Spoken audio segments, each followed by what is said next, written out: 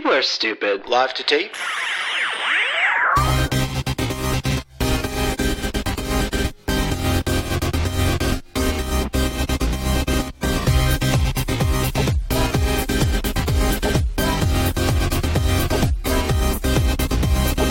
Welcome, everyone, to Millennial. Laura, Pam, Marc, and I are all here this week. Hey, y'all. Hi. Hello. Hi. Welcome back, Marc. Well, it's good to be back.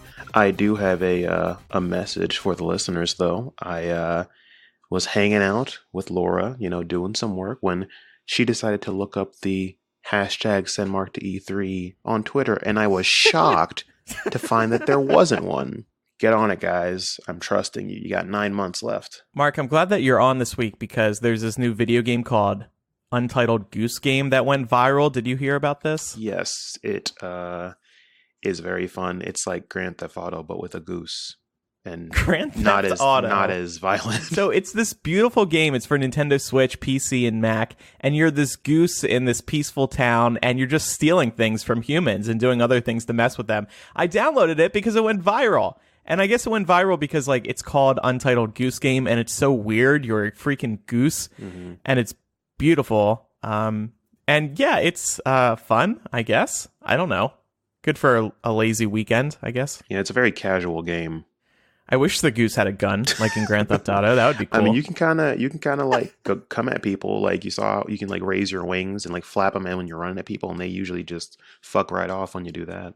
Yeah. Honestly, not out of character for geese, though, because Canadian geese are evil. They're assholes. Yeah. Yeah. So it's funny. So here in Georgia, we have a lot of Canadian geese because I think it was in the 90s. Georgia decided, what a nice aesthetic it would be to have these beautiful geese down here. So they imported a bunch of them, not realizing that bringing Canadian geese to a warm climate removes their number one predator, which is the cold. So now they've just overbred and they're fucking everywhere. And they just get in the way and they're assholes. Yeah. And they poop everywhere. Mm-hmm. That's true. Good luck stepping through a field where Canadian geese have been. It's like avoiding landmines. Their poop is just everywhere. Yeah, softball every season I played. Right, yeah. That was a huge problem. It's always in the recreational fields. Here, they're always in parking lots, just walking around slowly, and you'll be driving and you're stuck because there's just a herd of these geese just walking and they won't move. You'll pull your car forward, you'll beep a little bit, and they just look at you because they know you will run away as soon as they start flapping their wings. I'm pleased to report that the goose in Untitled Goose Game is not a Canadian goose. But the real question is, can you unlock an ability where you just poop? That would be cool. I think Pat asked me that last night, if you could make it poop. The goose in Untitled Goose Game is making geese great again, I guess you could say. Saving their image. Well, I have a fun story. So earlier this week, I randomly met one of our listeners in an elevator. Just going about day-to-day life, got in an elevator with this really nice guy who asked me what floor I was going to. I told him what floor, and he turned to me and he goes, "Are you Laura?" And I was like, "Yeah." Thinking at first, my brain was do we work together? And I'm an asshole for not recognizing you. And then he was like, "Laura T from the podcasts." And I was like, "Whoa, yeah, hi."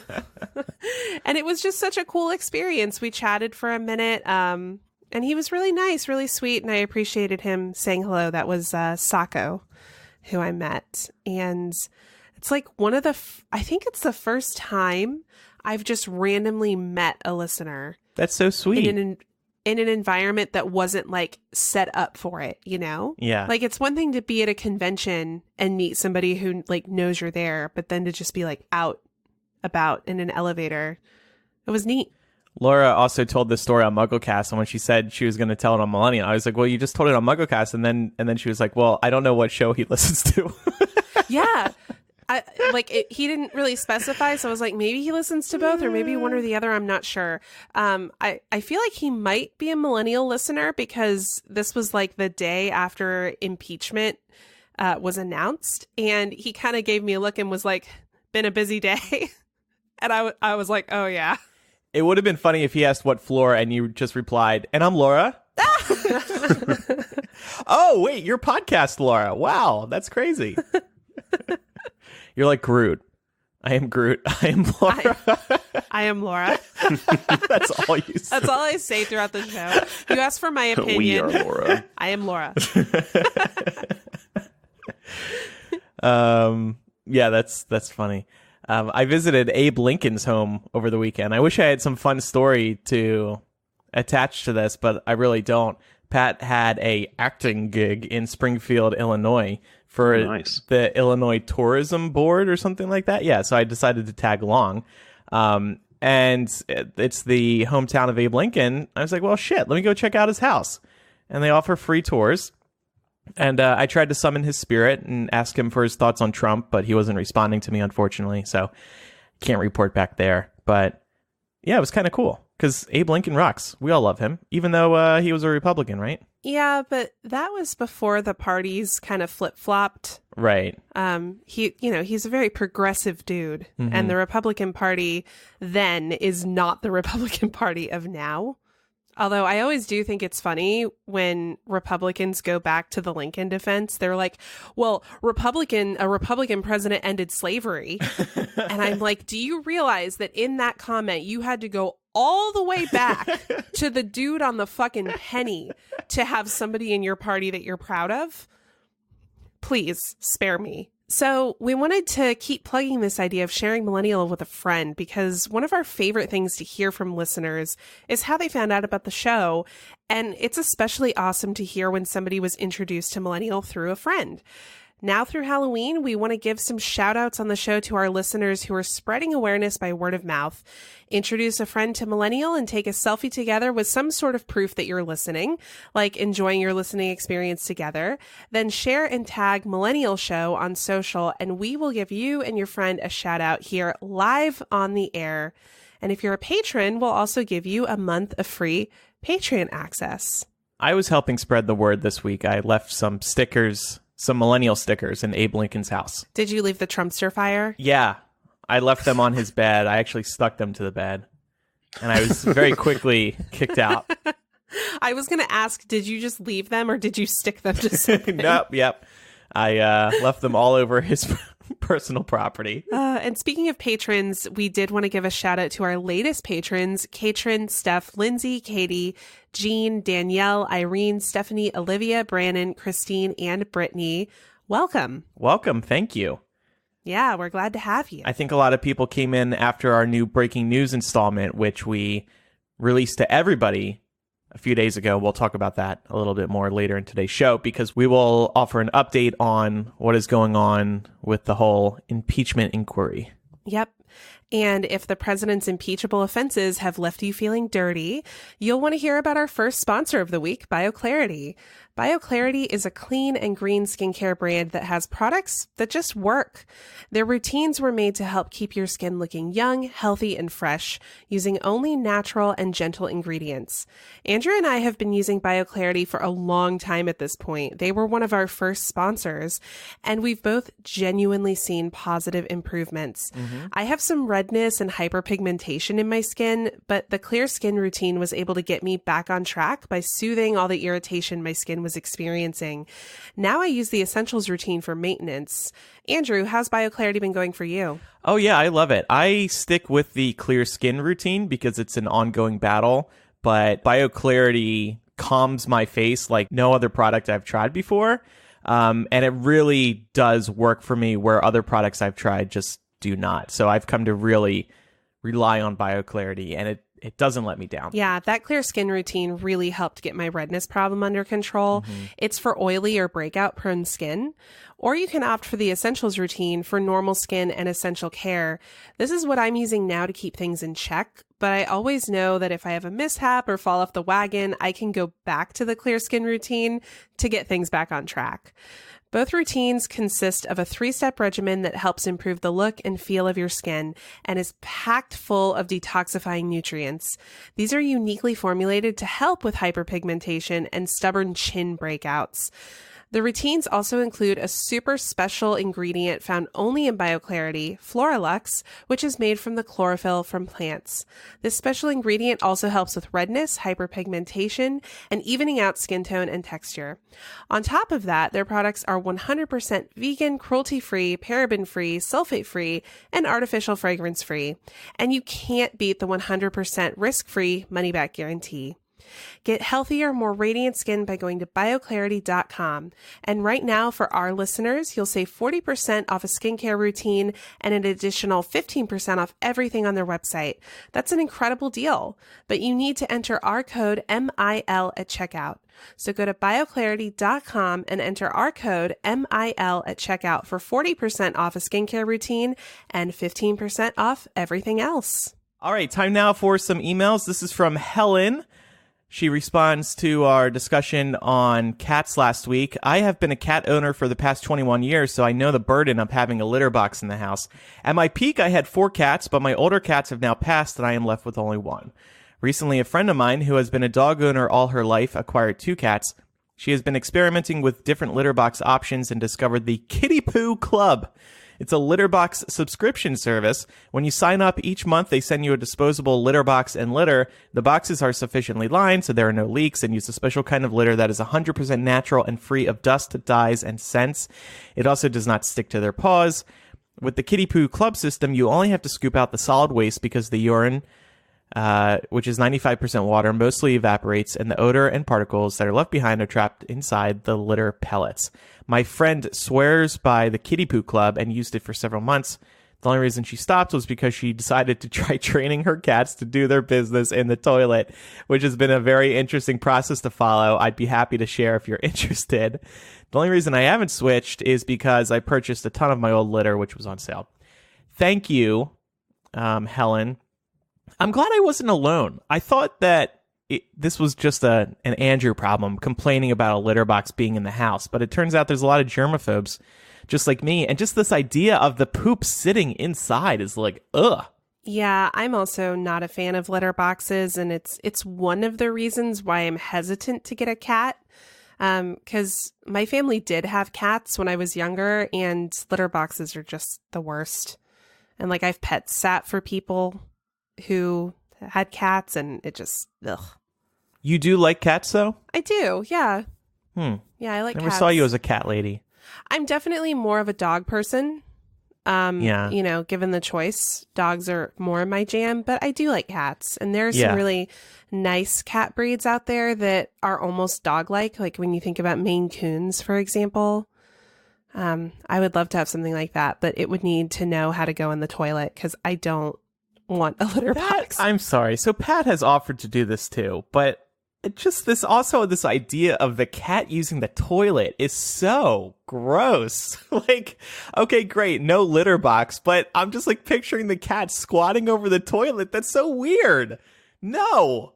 I think they have training mechanisms too. Like it makes your toilet, the hole in the toilet, seem smaller so that they're more comfortable, and then you gradually just increase the size until you can take it away. Oh, man. And then you walk in there. I mean, the cat doesn't know how to flush too, right?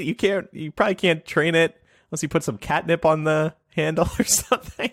I would mostly just be like, I think I would be startled if I tried to go to the bathroom in the middle of the night and the cat was just squatted over the toilet. Right. You know? Yeah. You like sit on the cat accidentally. Right. The cat falls into the toilet. That would be terrible. Also, shout out to Margarita in the Facebook group who shared links to litter box enclosures available on Wayfair. So that also made me feel better. I just felt bad. I thought I was being a dick to Pat's cat, but there are other people who are dicks like me. So that's cool. No. And also, there are litter boxes you can get that are automatic, like they clean themselves so that you don't have to do the scooping. So it has like a little like machine arm that like goes through at certain intervals and pulls all the waste out into a bin that you can just take out and throw away. Yeah. So Pat does the cleaning. Let's be clear. I am going nowhere near that litter box. That is not my cat. That is not my problem. But here's the other thing. And panel, please give me your feedback on this. He has a cat poop trash can, and he lets it sit in the bathroom. So the cat's poop is sitting in this trash can in the bathroom for up to a month. He says he takes it out once a month. That's too much, right? Does it smell? No, but I know the poop is there. Month-old poop sitting in the bathroom. Doesn't it get coated by the kitty litter, though? So it's not like necessarily just festering in there? Yeah, I guess. I don't know. I think it's Pat being lazy. I think he should just take the poop out to the trash. Probably. I mean, don't you live in a walk-up? Yeah. So so that's probably why. Well, he's going downstairs every day anyway. That's fair. Thank you. My preference would be to move it out more frequently than on a monthly basis. Yeah, a month's a little bit long. Yep. You listening, Pat? Too long. Too long. Well, we have a couple of confessionals. I'll go ahead and read the first one. We got an update on one of last week's confessionals. It reads, update on my podcast co-host breathing too loud and me having to edit around it. I neglected to mention that she has asthma. That's why I don't say anything to her about it. I don't want to be an asshole. Right now, we don't have very much equipment, but I live close, so we record together in person. I am already consistently reminding her not to bonk the desk or the table or move too much, and I don't want to add breathing on top of it because I don't want to be an asshole. I just want to complain about it anonymously on the internet. How about you hire Laura to be your new co-host? She can say, and I'm Laura. Well, I will. So I have asthma. And this is a challenge for me sometimes, especially if I'm having like a bad asthma day. I know that I come across like sounding like I'm having to like breathe a little bit more than normal. And I just have to make sure that I'm like puffing on my inhaler before we sit down to record, make sure that I'm like blowing my nose to make sure that like there's nothing stopping me up before I get on to record. Something else that's helpful for me, especially when we're recording in the morning, when I get up, I like to start talking to kind of warm my voice up and like loosen up my like chest and vocal cords and everything. So that might be something that can help your co-host. I really do think you should talk to her about it because it's not going to get better if you don't. Alternatively, maybe ask her to edit an episode and see if she notices and fixes things herself. Yeah. That might help a little bit. But I don't know. It's kind of hard. I actually have guested on an episode or probably like a few episodes on a host podcast that does have asthma. And this person's biggest problem always just kind of felt like they didn't get enough air. And so then as soon as you get to the end of a sentence towards the end, it almost feels like, you know, it sounds like they're trying to like just push the words out. But I mean, I don't know. That's tough, but I do feel like if you just made this person edit 1 week, they might realize how weird it sounds without, you know, you trying to edit around it. Send us the link to the podcast. I want to hear this already. You're teasing us. Me too. We won't like out you on the show. Like we won't tell people who you are. I'm just curious. But you know what? That's a good point because we actually might be able to help you come up with some solutions if you let us listen. Another confessional. I've never had a random hookup before. I've only ever slept with people I've been in relationships with. I want to have some fun, but I'm introverted and nervous about the whole thing. Where can I go to look for, quote, sex friends? I've been on Tinder, but most people don't admit to wanting hookups in their bios. And if they do, it's usually some weirdo with a creepy photo like the NSA guy that messaged Laura that one time. I don't really like to drink or feel super safe going to a bar alone either. I don't know why it was my first instinct to ask you guys for advice, but here I am. Is there a safe website out there where I can match up with someone with the same kinks? Do I have to just go out and talk to strangers at bars? Please help this physically lonely pansexual female get laid. I actually think the bar is the best place to do that. Okay, you don't want to go by yourself, but why not bring a wingman with you? That's like an easy place to do it because you can quickly feel out if somebody is a creep or not. And a lot of the time, the single people at these bars would not mind a hookup. Yeah, I also think it's smart to go with a friend just because anytime you're doing something like this, you always want somebody who cares about you to know where you are. Mm-hmm. You know, like I know definitely like when I was still dating and I would go out on first dates, I I would always like text a friend and be like, I'm going on a date. We're going here. If you don't hear back from me in like 4 hours, I'm probably dead. Call the police. It's a safe way to do it. Yeah. Have you guys seen that Facebook has officially launched their dating service? No. Yeah, they keep trying to get me to sign up. It's probably because you're in a relationship on Facebook, honestly. I'm not listed as in a relationship on Facebook, I don't think. Oh, Are we? Okay. Babe? I just assumed that they were targeting all the people that didn't have a relationship status set because I keep getting nudges to do this. I'm like, I don't want to go anywhere near this. I got asked too, but my relationship status does actually say single, even though I have that hidden. But I actually signed up for it just to play with it. And maybe that could be a good solution for you because it connects you with, so you can select crushes amongst your friends. So it's kind of like the MySpace top 8 in a way. So I could set Laura, Marc, and Pam as my crushes. They won't know that I selected them as crushes unless they join the Facebook dating service and also select me as a crush. So it's kind of like Tinder. But maybe you could do that, and maybe a couple of your friends will also be crushing you back, and then you can go hang out and sit on their face. Alternatively, does your Tinder bio say that you're not looking for anything serious? Because that might make things easier. Yeah. Because I know it's like it's easier for you to weed out who you might be interested in, but if other people don't know that's what you're interested in, they might not be swiping on you. Like those kind of people might not be swiping, right?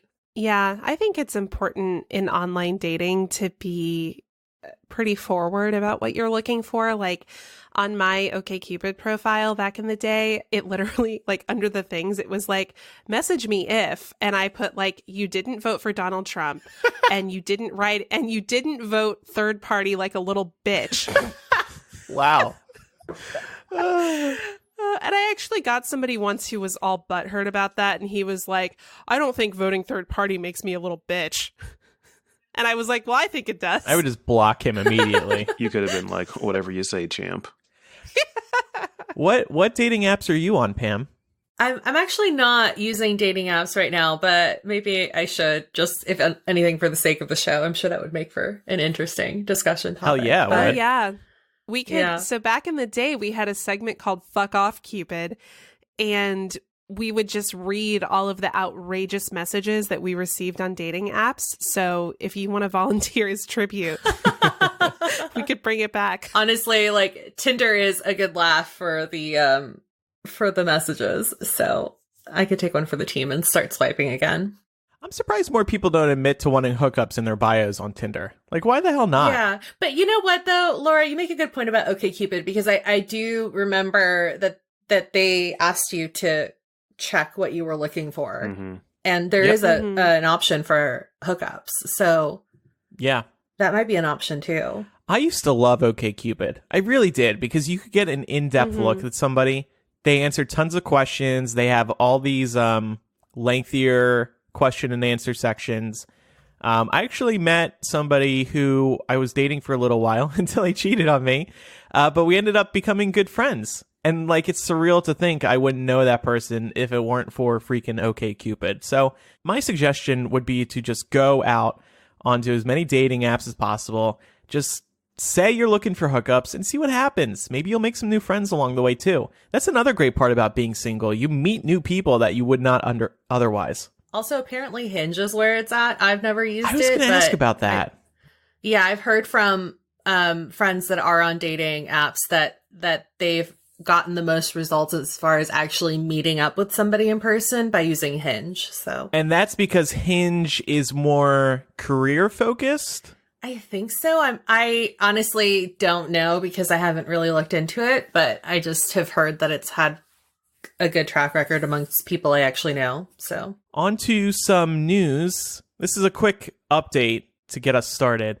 Spider-Man is back in the MCU, y'all. He left and now he's back.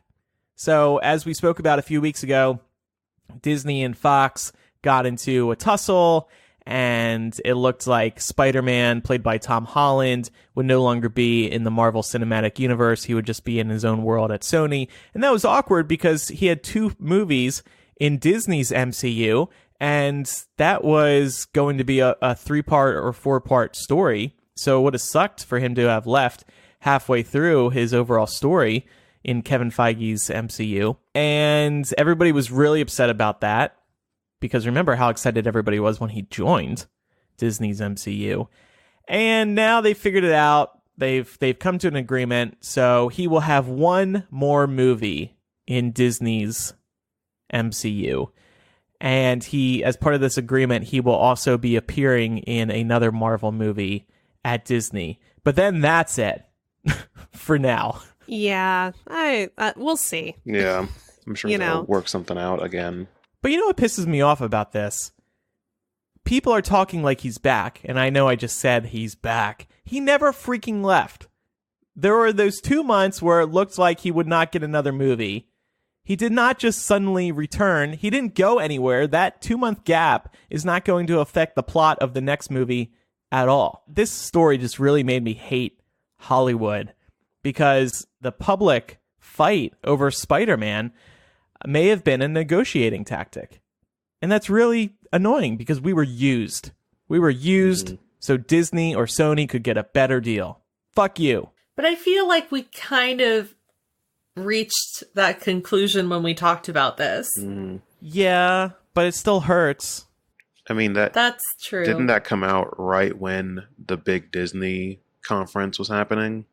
Like, right before then. Mm-hmm. Yeah, like, come on. Like, I feel like that is straight up like, oh, let's just talk about this. That way the fans get angry. That way there's more pull on either side to make something happen. Because, like, Spider-Man is the one character where I'm like, do you enjoy making money? Because if you do, just keep on making the movies. Like, and a lot of people now are saying that if they don't renew his contract again, this one main Spider-Man movie and then the other appearance is going to be a way for them to send him off into the Sony universe, or like the Spider-Verse movie or something like that, which will never be as good as Disney's MCU. I mean, don't get me wrong, Spider-Verse was great. Like, that's probably the best comic book movie I've seen that wasn't, Marvel or The Dark Knight.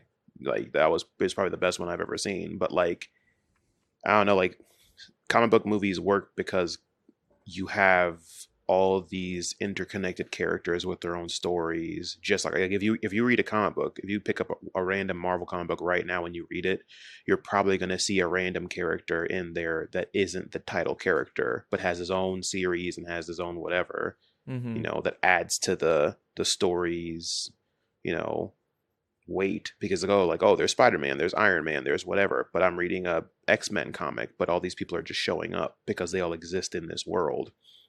But if you go to Sony, you don't have that. Like, you have Venom, who exists in a vacuum where Spider-Man isn't there, but Venom is supposed to be the antithesis to Spider-Man. Right.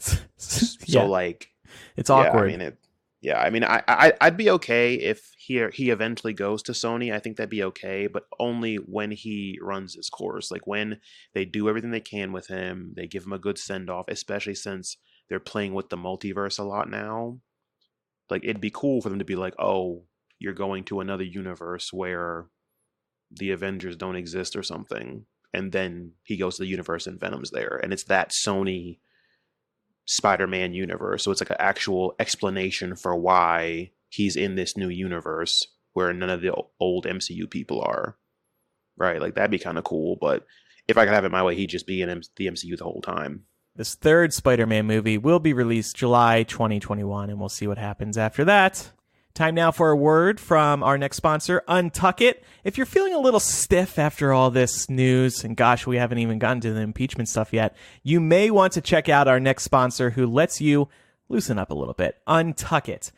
Ever wonder why a traditional button-up looks so long and baggy? That's because they were never meant to be worn that way.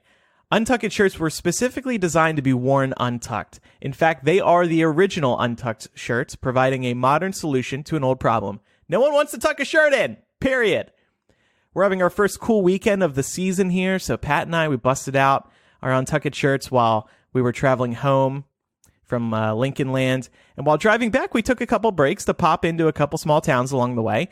The Untuck It shirts let us look like we care about our appearance while remaining comfortable in the car.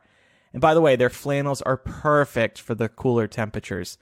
They have tons of new arrivals just in time for fall. Plaids, patterns, solids, subtle designs, long sleeve, short sleeve. They got it all. So you can easily go out on the town looking like you want to make an impression, but without feeling stiff and constantly needing to retuck your shirt in. And no matter who you are, Untuck It has some awesome selections for you. In addition to button-downs, they have vests, wraps, blazers, shirt dresses, and a lot more. Try it on in person at one of Untuck It's 50 stores or go to untuckit.com to get started. They even offer free shipping and returns on all orders in the U.S. You can save 20% on your first order by using our code Millennial at checkout. That's untuckit.com, promo code Millennial. New season is about to start. This is a great time to try some on. So again, untuckit.com and promo code Millennial will get you 20% off your order. Time now to talk about the latest impeachment developments. But first, just a reminder that we offered our initial reactions to the impeachment news on Patreon, but it's available to everybody. Patreon.com/millennial. We did a special breaking news the night that it broke. And I know a lot of people appreciated that we made that open to the public. We were happy to do that because it was such a big deal. So be sure to check that out for our initial response to the big news. But Laura, now let's talk about what's gone on in the days since. Yeah, so there has been a lot happening since Tuesday. It's only been a few days, but it feels like it's been a few years. And I thought it would be good to touch on some of the high points of what we've seen. First, I did want to plug, if you're looking, like if you're just now catching up on impeachment, you'll find that there's a lot to catch up on. USA Today actually has a really good visual timeline of events that led up to the inquiry announcement. So if you're curious about like when this phone call with President Zelensky happened and when the whistleblower complaint was filed, you can get all of that by looking at that USA Today timeline of events. We can link to that in the show notes. But since the announcement and our initial reactions, the White House released the memo of the Zelensky call. I say it's a memo because the White House and the media have been calling it a transcript. It is not a transcript. A memorandum, by definition, is a summary of events that happened, not an actual word-for-word transcription. So I thought that was really important to drive home because the White House has really been trying to push this narrative that we're being super transparent. We gave you the transcript. You know exactly what was said during that phone call. No, we don't, because we just don't have the official transcript. Yeah, and the media handled this irresponsibly at the beginning. Yes. They were calling it a transcript. I know CNN and some others, they started changing their language, but at the outset, they screwed up. Yep. The only people who got this right are my loves C-SPAN. I will die on this hill. C-SPAN, like, they're always, if I'm going to watch the news, that's who I want to watch. And but C-SPAN is so boring. And seriously, wait, what do you mean watch the news on C-SPAN? Like watch the Senate? Because they don't do news broadcasts, right? Exactly. I don't need talking heads. I don't need CNN telling me what to think. I can watch the real thing and draw my own conclusions. But I appreciated it because when I was looking at C-SPAN, on their site, of course, they had a big banner about the memo, but they were calling it a memo. They were the only outlet that was doing that. So, C-SPAN for life. I am 80 years old. I think it's only a matter of time before you buy a vibrator and call it C-SPAN. What makes you think I haven't already? Well, yeah, exactly. Well, the reason that we don't have a transcript, it turns out that the White House was recommended to move the Zelensky call transcript to a highly secured system by their lawyers. Mm-hmm.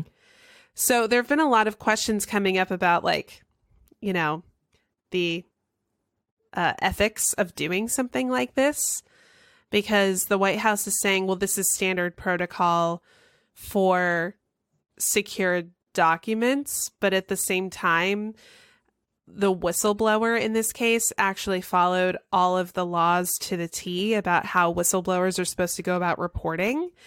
And as a result of that whistleblower complaint being filed, this transcript is a piece of evidence that is part of that complaint. So there has been an argument that the White House is actually potentially breaking the law by doing this.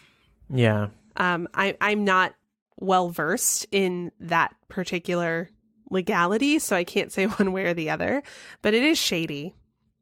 And then the acting intelligence director, McGuire, testified. This was something to behold. He was literally trying to argue that nobody was really telling him what to do, so he was just doing what he thought was best. Go with your gut. Yeah, just go with your gut. It's fine. He did speak in support of the whistleblower, though, that he supported the whistleblower's right to complain and also the whistleblower's right to privacy, which I think the intelligence community appreciated. But the whistleblower's lawyers sort of pushed back on this testimony, and they were like, yeah, we're not really in agreement on his interpretation of the legalities here. Then, I don't know if you guys heard this leaked audio of Trump. Yeah. He called the whistleblower sources practically spies. These are people who are in our intelligence community, people who work in the White House, and he's like, they're spies. And then he implied that the death penalty would be warranted for something like this. Did you guys hear this shit? I did hear the audio, and some woman laughs like really loudly after he said it, and I'm wondering if she's laughing with him or at him. Probably with him, unfortunately. But yeah, was this the same as the report that came out where he said in the old days we had a different way of dealing with this? Yes. Okay, got it. Yeah, pretty disturbing that he's implying that this person deserves to be killed. I mean, yeah, you can see why he's angry. And of course, this type of comment from him just gets brushed off as, oh, that's just Trump being Trump. He's just joking. He's just joking. You heard the woman laugh. Yeah. He's just joking. Right. He's just telling it like it is. It was probably Kellyanne Conway laughing so they could cover their tracks later. Oh, you heard that woman laughing, right? It's because it was a joke. Uh-huh.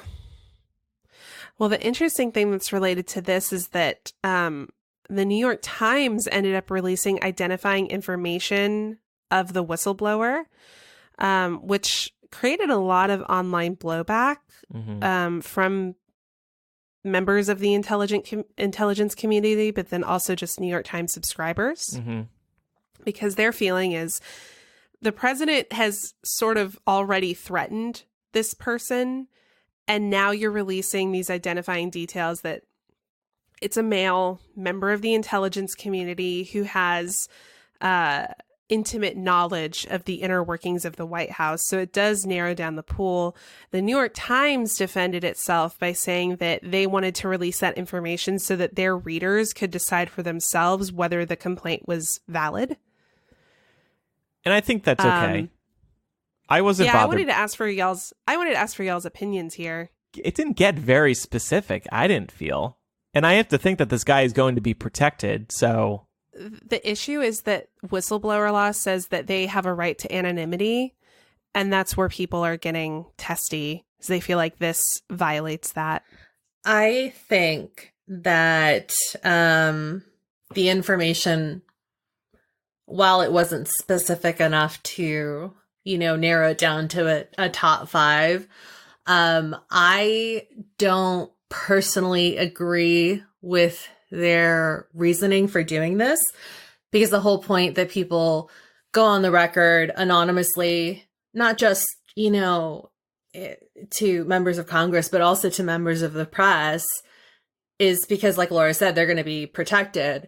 But that's up to the editors and the writers that are promising, this person to stay anonymous, to say, okay, this person's credible, so we will take one for the team. And will report and keep that source anonymous. And you should have faith in your readership and knowing that they will trust you regardless of whether or not you feel like you can name names. So I honestly feel like this kind of makes the New York Times look bad if they feel like they need to justify reporting on something like this. Yeah. Only by, releasing very minor specific details. Right. I feel the same because I feel like your publication should stand on its reputation for having reliable sources. Yeah. Mm-hmm.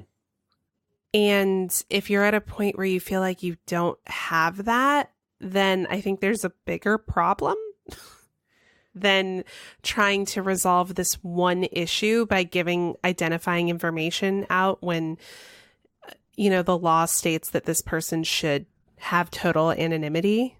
Right. I mean, look at Watergate. Mm-hmm. That's a great example of, a similar situation. And all of that was reported on anonymity until they were able to release information. Yeah. And I mean, the information here is so damning across the board. I don't know that it's necessary to hand out this information in order to make the story more credible. This is something that I think the American public can actually understand. And I think it's probably serving as a wake-up call for a lot of folks. So I don't know. I agree with Pam. I don't know that this was necessary. But something else that's been just a train wreck to watch, apart from Rudy Giuliani's dental work, is just Rudy Giuliani himself. He has been fucking losing it. Yeah. He was shouting. Did you guys see that tweet from the reporter who was he was literally shouting at me over the phone, it's not possible the whistleblower will be seen as a hero. In the end, I will be the hero. It's straight out of a comic book. Yeah, I know. It's like Trump's "I am the chosen one" comment. Yeah. And also Giuliani is saying that he will not testify without consulting Trump. Because he's like, I won't testify without consulting my client, even though my testimony is about my client's behavior. I mean, if he wants to take a bullet for Trump, that's fine, but doesn't make him look good. No. I don't think he cares about looking good anymore. Well, I think he's legitimately crazy, and he does not realize that he doesn't look good.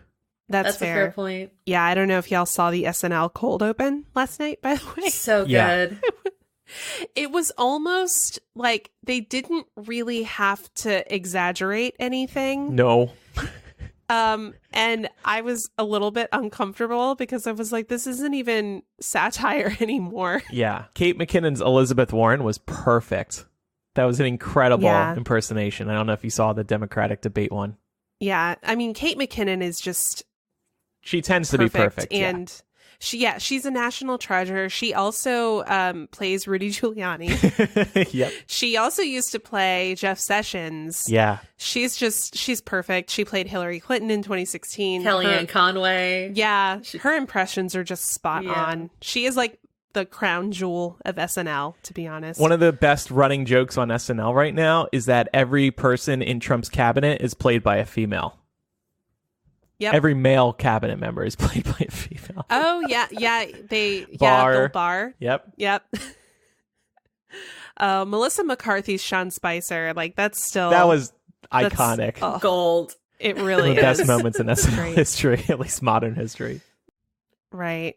Yeah, he went from being played by a woman to being on Dancing with the Stars. Mm-hmm. Maybe Melissa can come back and recreate that magic. Oh my God.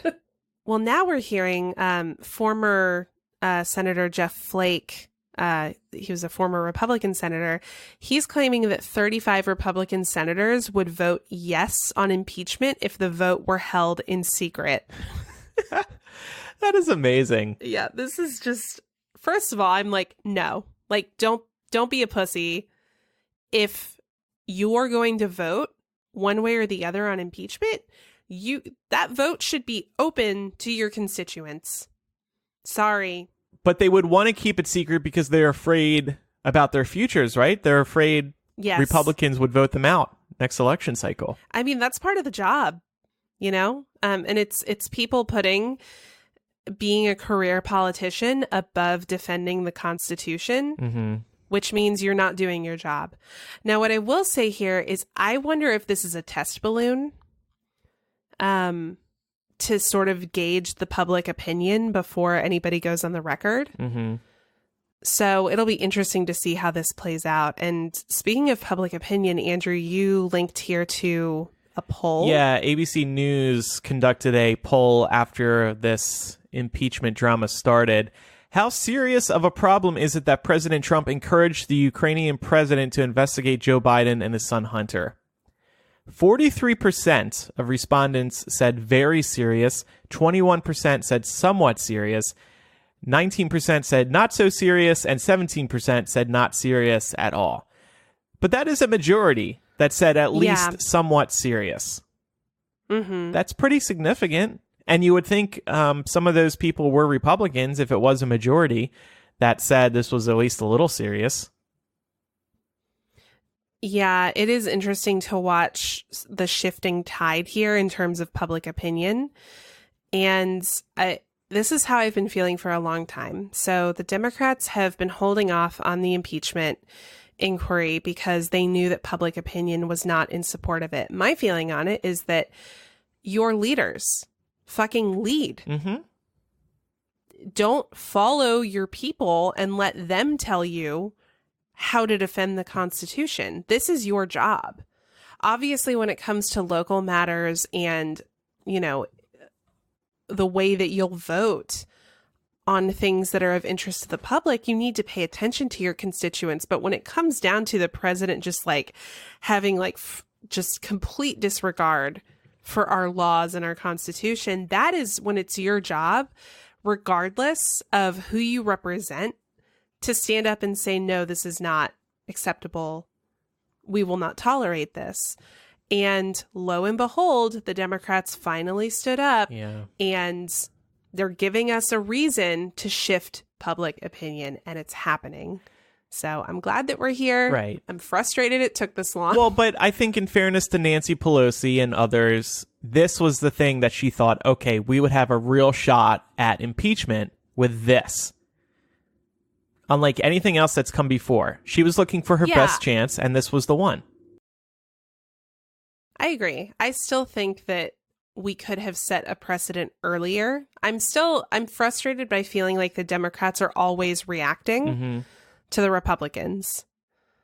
I would have liked to see us try and strike on this a little bit earlier so that when this happened, it was also just yet more evidence on top of what, you know, the 10 counts of obstruction of justice. But at the end of the day, we're here. It's going to be a really interesting year, guys. Yeah. Buckle up. I'm seeing another poll this morning, CBS News, impeachment inquiry into President Trump. 55% approve, 45% disapprove. And that's pretty significant because some people said that this would be a political loser for Democrats, and maybe not so much. We'll see. Yeah, honestly, I've been feeling like it would be worse for them politically not to do it. Yeah. So, again, glad we're here. And we'll be keeping an eye on it, so. Yeah. Pam, we didn't have you on breaking news. What do you think of all this generally? I was kind of shocked that we finally got it because I feel like the running joke has kind of been that they were never going to actually go through with it. But I think that if not now, then when? This is a pretty serious issue with which to lead the charge on. But I do feel like, you know, it's not going to be resolved as quickly as people might think. These things usually tend to take some time. So like Laura said, we all just need to strap in and stay hydrated and, you know, just take in as much as you can and then take a break, because I think that the Trump administration would want you to be exhausted to the point where you just don't want to deal with it. But that's not what should ideally happen, I think, if they want to keep the momentum going on this. So we'll see. What else is going on, Pam? Let's talk about the Joker. Again, a few weeks ago, we actually talked about this movie that's coming out this Friday, But it was basically just in terms of the rave reviews that the movie got when it premiered at I think it was at Toronto Film Festival. Or was it TIFF? No, it was the other one. The Venice Film Festival? Yeah, sure, that one. Another classy film festival. Exactly. Apparently it got like a 5-minute standing ovation. So we were like, great, this is good news for all of us that are wanting to go out and watch the movie. But now it's actually making headlines for a completely different reason. And it really kind of has to do with the controversy surrounding the plot of the film. So this is not really anything new because the handful of critics that were a little bit dubious about the film's subject matter had referenced the controversies in their reviews. But the controversy surrounding Joker really started to gain traction just last week when the families of the Aurora, Colorado shooting from 2012 wrote a letter to WB expressing their concerns over the movie's plot. So specifically, the letter cited similarities between the Joker, who is a mistreated man outcast from society and slowly descends into violence, and the mass shooter that took 12 lives during the Dark Knight screening out there in 2012, who also was discovered to be a socially isolated individual who felt wronged by society. So definitely some very strong parallels there. It's important to note that this letter did not urge the public to boycott the film or ask the studio to consider removing the mass rollout of the film in theaters. But they did kind of suggest that WB consider doing things like donate to groups that help victims of gun violence and political contributions to candidates who take money from the NRA and vote against gun reform, and use their political clout to leverage in Congress to actively lobby for gun reform. So this kind of just opened the floodgates, and this is basically why we've seen things like theaters talking about extra security measures and people really kind of debating over whether or not this is a good move on WB to release a story like this right now. Yeah. But the big question is, like, what actually happens in this movie? Because none of us have seen it here. I tried to look up some information about it. Apparently there is some gun violence, there is a stabbing, and I guess Joker is doing all of this. The way people have been talking, I've been envisioning like he carries out a mass shooting or some sort of other horrific terrorist attack. And I have seen a bunch of critics be really unsettled by this movie, including last night. There was a press screening and somebody came out of it and said, nope, I did not like that. That was not good. That was wrong. So at this point, and this was somebody I trust, I know personally. So at this point, I'm kind of not wanting to see this movie because I don't want to feel like shit. It sounds like the movie is just going to give us anxiety. I understand the historical context of the Aurora shooting, but there's been a movie starring the Joker since then. Nobody said shit about Suicide Squad. Yep. And it was literally a team of murderers, and there was no retribution in that film. It wasn't like, I'm the Joker, but I'm turning my life around, or I'm Harley, I'm turning my life around. Like, at one point, Harley says, we're murderers, just own it. And I'm like, so you didn't say shit about this movie, and all the other, and granted, I completely understand where the families are coming from the Aurora shooting. And even though, I support them saying like we should give money, or W should give money to those causes. That makes perfect sense to me. That's fine. That'd be a great way to take this and make it into something positive. But like in some of the sections of the letter, they were throwing major shade at them for making this movie. Like, we were shocked that you were making this movie, blah blah blah blah. And I'm like, so you're not shocked that they finished the trilogy that that happened, where somebody had all of the city under their thumb because of a terrorist threat to blow up the city. Then you had Suicide Squad that was right after that. Well, not right after, but after that, again, it's a bunch of murderers. No one said anything about that. Isn't Suicide Squad kind of a comedy too, though? It's lighter.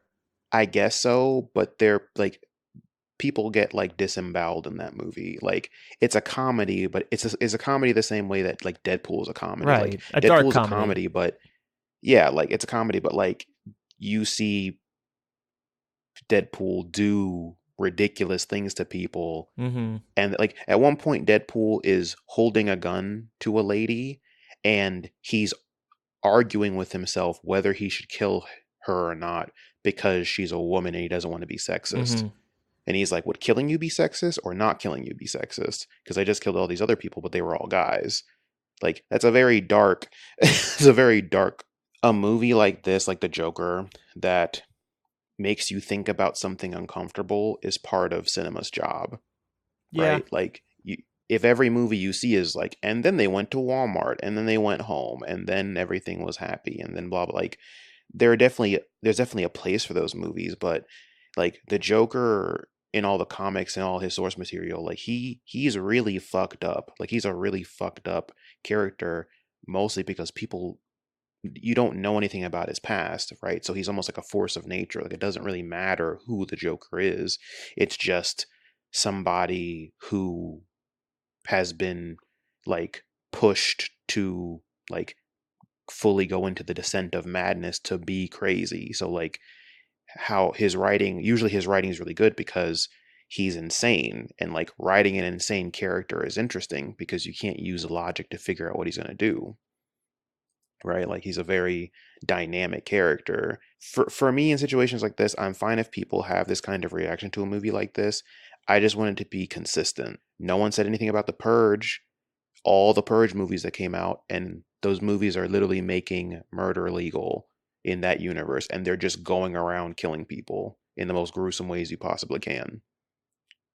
I think, yeah. And I feel like there's such a thin line between comedy and tragedy too, right? Like, I can't get down with the argument that like, oh, it's okay or it's more acceptable to show violence in a comedic aspect than it is to show it in a tragic aspect, because they really are two sides of the same coin. I don't know. Pam, you were about to say something. Oh, yeah. I just think that I like Andrew, I was kind of trying to figure out what exactly in the context of the movie was making people uncomfortable. And honestly, it sounded less like it was about the gruesome killing and more about the origin story itself. And I really appreciate, Mark, that you brought up the fact that in the comics, the Joker's past is very mysterious, because I really do feel like what's making people uncomfortable is the way that this movie justifies why the Joker is the way that he is. So aside from being a disenfranchised white man, there was one review that said that he felt scorned by women because his neighbor kept turning him down, even though he was interested in her. And, that he had like a failing comedy career and stuff like that. So I don't know. It's kind of like tricky, but I also kind of feel like it's really hard to weigh in on this without actually seeing the movie myself. But I understand why that could be troubling, because if a movie is asking us to sympathize with, a man getting turned down because a woman doesn't want to be with him, I don't think that that's okay. And that shouldn't justify his actions. Yeah, definitely. But Bingo. I mean, at the same time, I feel like, again, like there's a bunch of movies that ask you to sympathize with people that are really shitty, right? Or even then, like the end result of what they're doing is really fucked up, right? Like Breaking Bad. Mm-hmm. Walter White's a great character in terms of how like complicated he is, and no matter what justification he has, whether it be he needs to provide for his family, or his health is declining or whatever, at the end of the day he's making meth, and that is destroying people's lives, right? Mm-hmm. Like Dexter, he's killing people. I think the difference with the TV shows is it's a slow burn, whereas Joker, it's probably 2.5 hours, and you're kind of thrust into it, and you're like, whoa, wait, I don't have time to sympathize with them. Yeah, I could see that, because like in Breaking Bad and Dexter, Dexter, it happens pretty quick, but like Walt takes a long time to get up to, when he's full in, like you kind of see him dipping his toe in. Entertainment Weekly, in their review of The Joker, said the truth is that entertainment doesn't exist in a vacuum, and a movie with the message this one hammers home again and again, that life is nasty and short, that no one cares, that you might as well burn it all down, feels too volatile and, frankly, too scary to separate from the very real violence committed by young men like Joaquin Phoenix's Arthur Fleck in America Almost Every Day. Entertainment Weekly made headlines for their review because they actually did not offer the film a letter grade. They were that disturbed by it.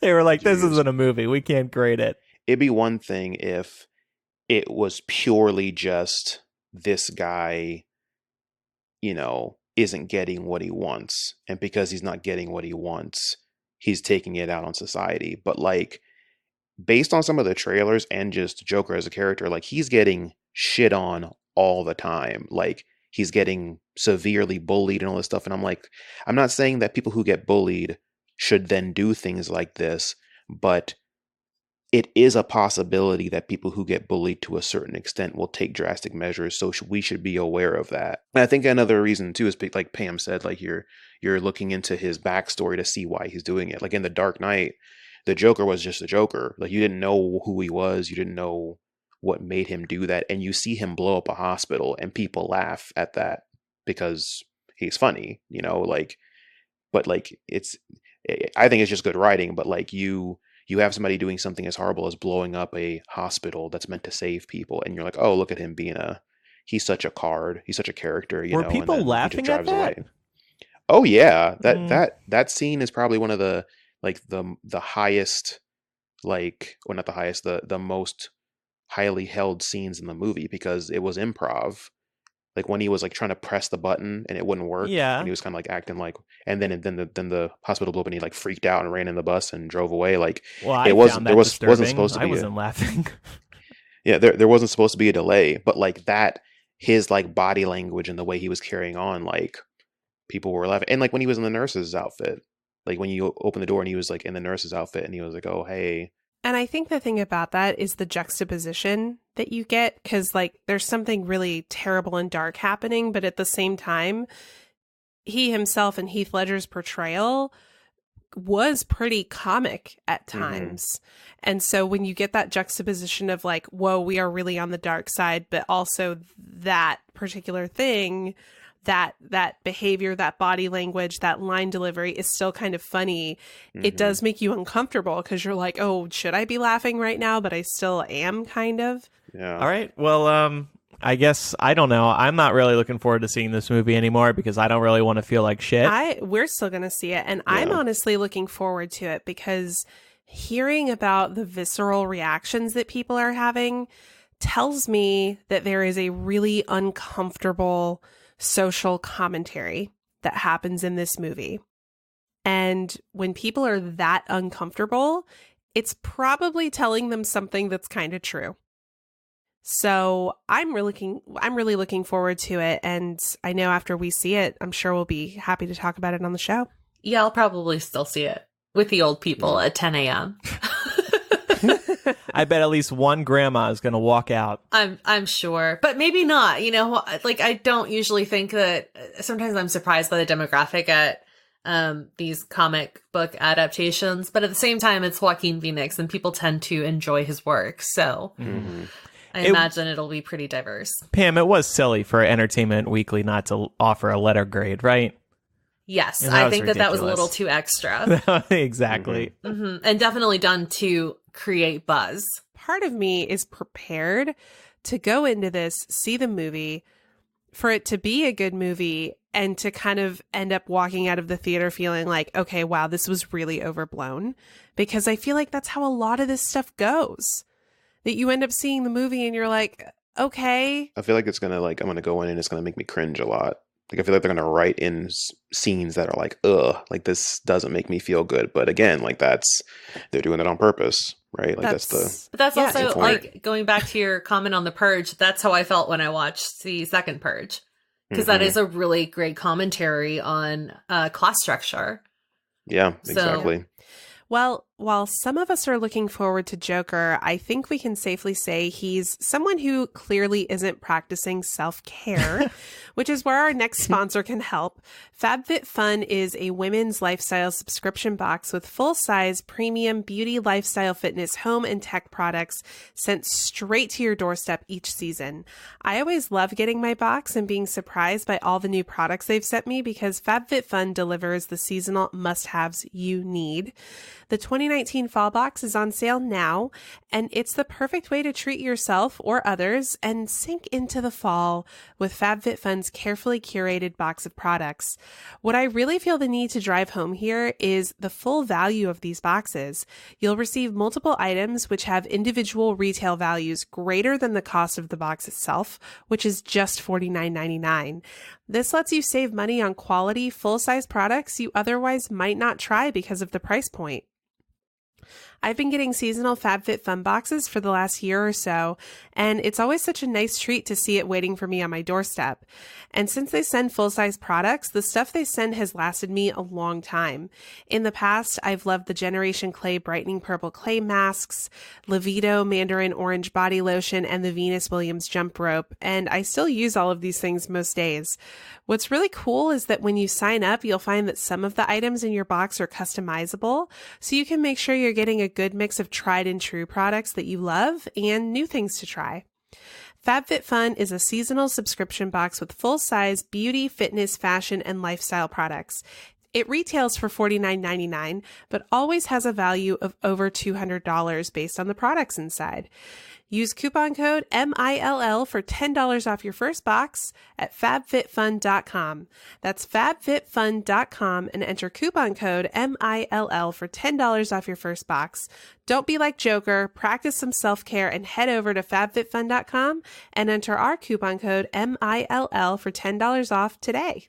All right, time now for recommendations. I want to recommend color catchers. Do you guys know what these are? Sounds like something for your laundry. Yes. These should be required laundry products. I'm surprised more people don't know about them. So when you wash colors, there's a chance that the colors are going to run off your clothing and then leak onto other clothing.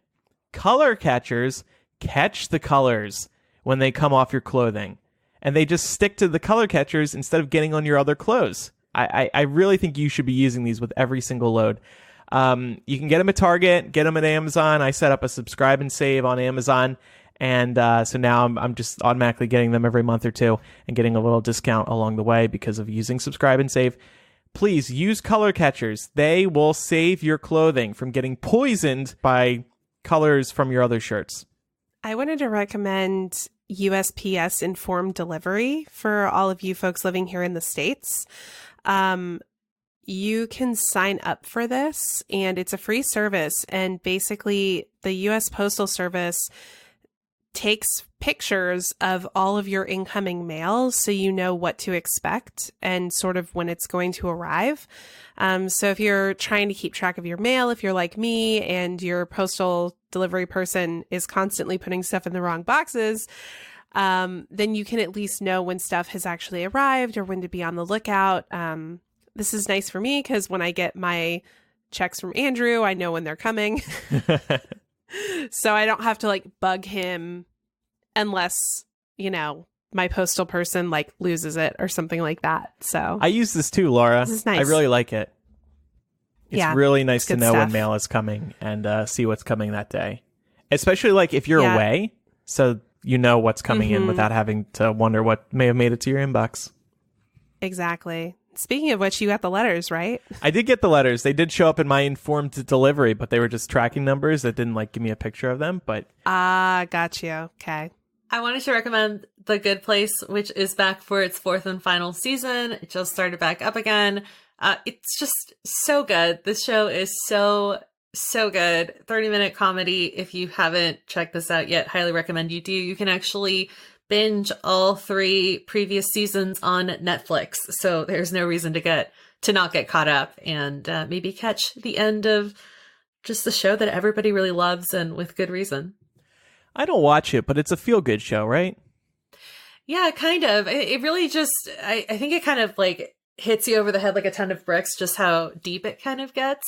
It really started off being something that nobody, I think, would have imagined would have ended up being what it's become.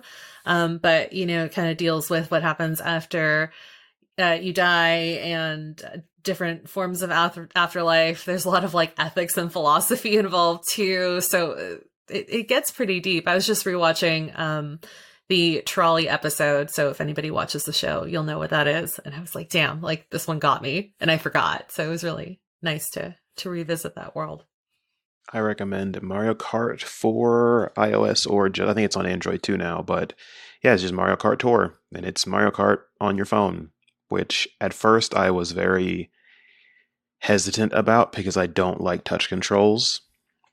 I'm actually taking a class right now that's all about mobile game development, and even my teacher's like, yeah, everybody hates touch controls, but you have to find a way around it. And I think Nintendo did, because you don't have to worry about accelerating. You're just constantly accelerating anyway, because in Mario Kart you don't brake. Like no one uses the brake button really, so you're just drifting. So you drifting back and forth is done by drifting or sliding your finger back and forth on the phone, and it's very like tactile, like that. It's very well tuned, because I was playing, and a lot of times I forget I'm playing on a phone. I'm like, oh, this feels just like I'm playing Mario Kart 8 or Mario Kart Double Dash or whatever, you know. So it's the problem though, Mark, and I was going to recommend this too, but it's very gamified. I don't know the word. It's very casino-y. And that bumps me out. Or microtransactions? Microtransactions, no, but there's all these there's like rubies and stars and coins and all kinds of different things that you get rewarded. It doesn't feel like a Nintendo product. Have you actually paid for it yet? No. I haven't either. I've played a good bit of it, and I haven't spent a dime. Like, okay. And that's the thing. Like, if you're a completionist and you want every character and every cart and every accessory, yeah, it's going to be really annoying for you to get those rubies to do whatever, to get, you know, the things you need. But if you just want to play and race through tracks, and they're all recycled tracks, like they're tracks from past Mario games that they use again. Yeah. Like there was some Game Boy Advance tracks, some from I think there's one from Double Dash. I think there's one from 8.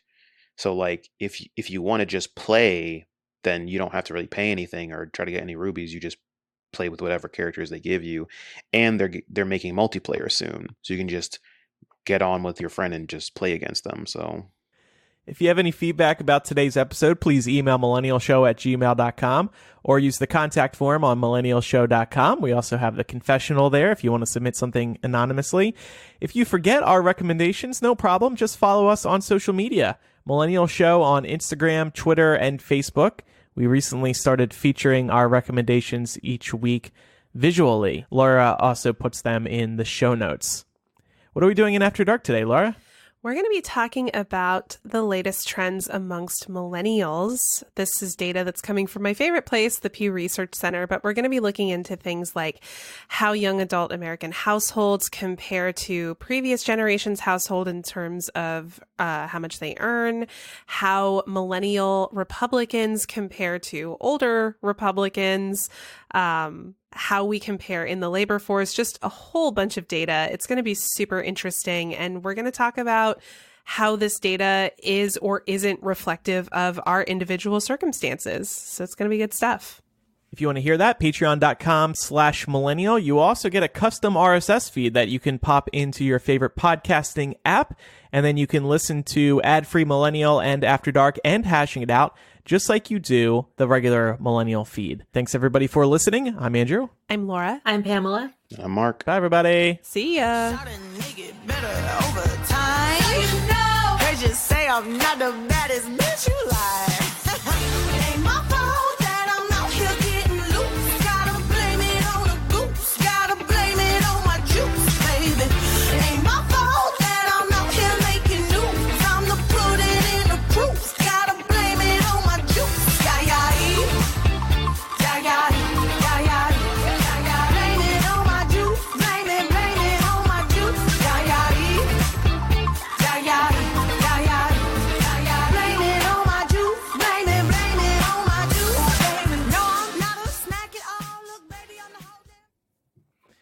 Do you guys see the Aristocrats? Yes. Uh-huh. Lizzo is just a national treasure, and I want to be her. Did you guys see Frankie Muniz of Malcolm in the Middle fame shoot his shot? No. Yeah, it was on Twitter. He said that he would carry Lizzo's purse and she could put a chain around his neck and he'd be her accessory. Oh my God. And then she said it's accessory.